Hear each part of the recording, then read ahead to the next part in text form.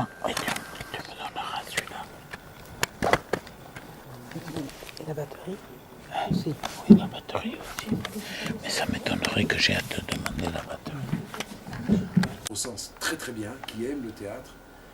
Il y a des débutants, il y en a des confirmés, il y en a des très confirmés même dans le lot. Et tout ça, ça donne un travail de recherche. On a beaucoup travaillé cette année. On a travaillé à partir de leur désir, de leurs envies. Qu'est-ce qu'ils voulaient jouer, hein? C'est toujours curieux. Hein? Quelqu'un qui tout d'un coup, à tel âge, a envie de faire du théâtre, qu'est-ce que tu voudrais jouer? Et ils ont amené des textes, et ils ont amené des auteurs, ils ont amené des moments de théâtre que j'ai trouvé formidables. Et après tout, le travail a été de tricoter tout ça dans une mise en scène qu'on a fait en commun. Pour que ça ne ressemble pas à un petit spectacle de théâtre amateur, vous savez, où on fait une scène de Molière, une scène de Shakespeare, une scène... Enfin bon, morceaux choisis, vous voyez. Non, on a essayé de faire vraiment du théâtre et une ambiance vraiment artistique. Voilà. Je vous laisse savourer ce résultat. Je tiens à dire que l'année prochaine, cet atelier, parce que c'est important, hein, c'est la clôture de mes jeunes années ce soir. C'est le dernier spectacle. Tout à l'heure, quand ils ont été très bons, c'était l'avant-dernier. C'est le dernier. Et ça veut dire qu'on a eu 1 mois et demi de spectacle non-stop de tous les ateliers de théâtre que le Théâtre du Versant dirige et anime. Ça fait à peu près 1200 élèves. C'est énorme, hein, c'est des petits, des moyens, des grands, des adultes. Voilà. Et ce qui est important, c'est que tous ces élèves sont au contact d'une compagnie d'artistes qui travaillent. Les Versants, on joue, on est en diffusion, on est en création, on est au contact d'artistes. C'est pas toujours facile d'ailleurs, hein, parce que pour cet atelier, par exemple, quand moi je suis en tournée, bah, je suis pas là, donc il y a quelqu'un qui me remplace, et puis voilà, et puis ça crée quelquefois. Mais bon, voilà, nous sommes des artistes en activité et on aime beaucoup transmettre cet art merveilleux du théâtre à des élèves. Et c'est ce que j'ai essayé de faire avec ces adultes qui ont été un groupe cette année franchement formidable. Voilà. Et on repart l'année prochaine sur des bases très importantes puisque déjà on a un peu discuté et j'ai décidé de les faire travailler sur un texte francophone parce que le Versant est très impliqué dans la francophonie, dans les contacts avec les cultures du Sud. Et de plus en plus, et l'année prochaine, ça va être de plus en plus. Donc je pense qu'on va travailler sur, par exemple, un texte d'un écrivain algérien très important, hein, Areski Mellal, qui est vraiment quelqu'un qui a la direction du Théâtre National d'Alger, mais qui est écrivain, qui a écrit des choses formidables et qui va écrire pour la compagnie du Versant. Mais professionnel, quoi. Il va travailler. Et moi, je trouve bien qu'il y ait quelques ateliers, parmi tous ceux qu'on a, qui travaille aussi sur des textes de Areski.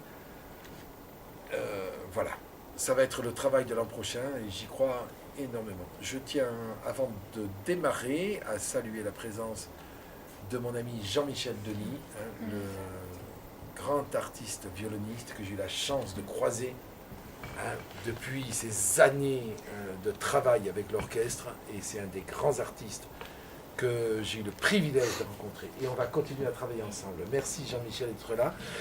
Je ne dois pas le dire, mais il faut dire que sa fille est sur scène. Je vous souhaite un très bon spectacle.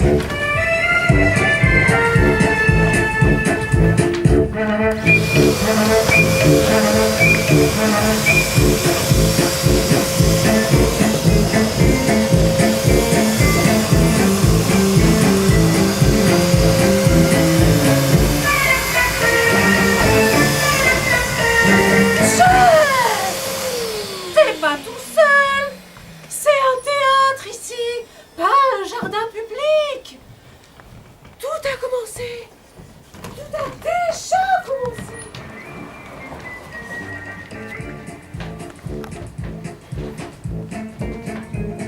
Je sais, ça fait un peu cirque, mais c'est-à-dire qu'ici, c'est le monde, et tout autour, c'est l'univers. D'autant plus que les comédiens, ils ont choisi leur rôle d'après leur goût et leur tempérament. T'imagines un peu, Jeff?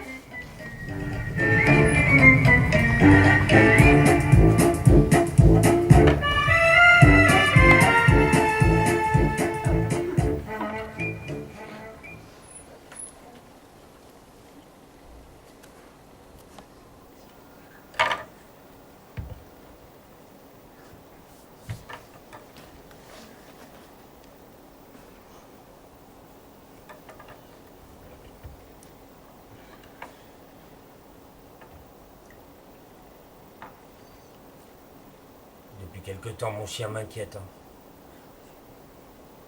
Il se prend pour un être humain. Et je n'arrive pas à l'en dissuader.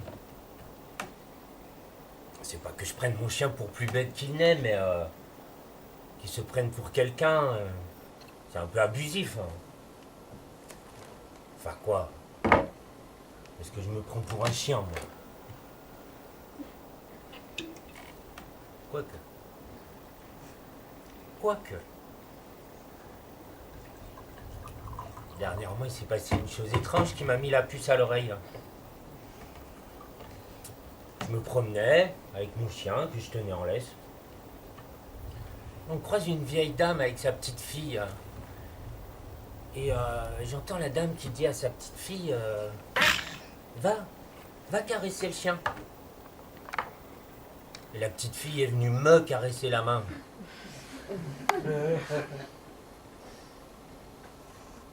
J'avais beau lui faire comprendre, j'avais beau lui faire signe qu'il y avait erreur sur la personne, que le chien c'était l'autre là.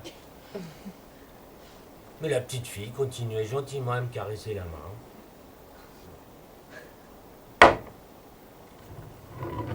Et j'entends la dame qui dit à sa petite fille, tu vois qu'il est pas méchant?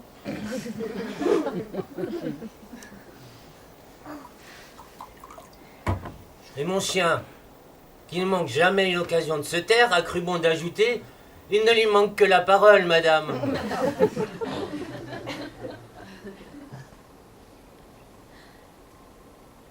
Ça vous étonne, hein?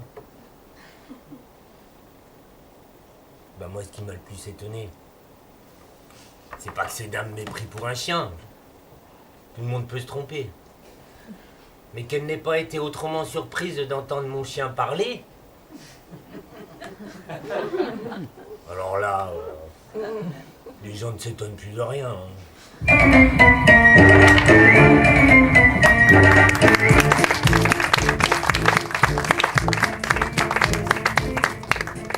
Pas mal ce début. Mais tu dis que les comédiens ont choisi les rôles selon leur goût et leur tempérament. Toi, qu'est-ce que tu as choisi? Moi, ce dont je rêve, c'est de jouer dans le théâtre de Racine, Andromaque, des Alexandrins.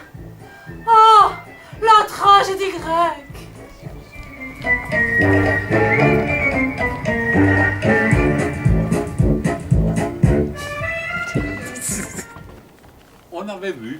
On avait assez vu, je ne sais pas comment, mais on a fini dans l'appartement, dans mon lit.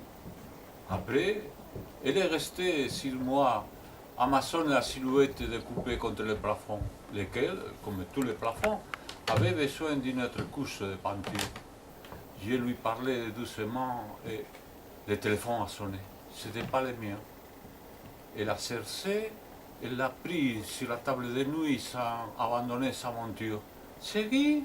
Oui, je suis à Saint-Sébastien avec Anchon. J'étais paralysé, c'était son mari. Je le voyais, les troisième lignes de l'équipe catalane. Ah oui, on a bu de quelques vins, on a pris des pinchos. Je suis si fatigué que je vais me coucher le plus tôt possible. Bisous, chérie. Elle a raccroché et elle m'a dit, continue à dire cette chose si jolie que tu me disais avant. Alors j'ai repris. ivre de tes reventes et de l'homme baissé. Moi, estival, j'adresse le voilier de roses, incurvé vers la mort d'immenses jours, cimenté si la ferme frénésie de la mer. Blafard et ligoté, dans mon eau dévorante, je traverse les rôdeurs du climat découvert, seulement habillé de gris de son amère et d'une triste cimière à mousse de l'essai. Je vais dire des passions monter sur mon ciel vague, lunaire, solaire, brillant et froid, soudain, endormi dans la rose, des îles branches douces comme des anges fraîches. Il tremble dans la nuit humide, mon habit de baiser, follement plein d'électriques procédures, se faisant héroïquement désunis en rêve et en gosse enivrante. En amont des eaux, au milieu de l'âme externe, ton parallèle de corps se tient à mon bras, comme un poisson infiniment collé à mon âme, actif et lent sous l'énergie des cieux. Et je me suis endormi pour de vrai.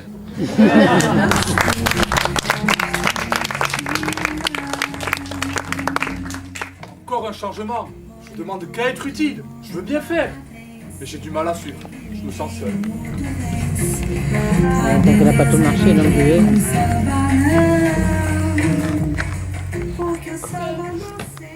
C'est avec un sentiment de haine profond que j'entame cette lettre. J'espère que les mots sauront transmettre mon immense déception. Tu t'es foutu de moi. Tu m'as menti, tu m'as trahi et je n'ai rien vu. Tu as été jusqu'à transformer un nom de femme en un prénom masculin pour dissiper mes soupçons. Je suis tombée d'eau en remarquant que tu étais tombé bien bas. Le pire dans tout ça, c'est que ce n'était pas une connerie. Un coup d'un soir, parce que ta tête baignait dans l'alcool. Non, tu m'as trompée pendant 8 mois. Tu te rends compte de l'humiliation que je subis, de la déception que je ressens, de la tristesse.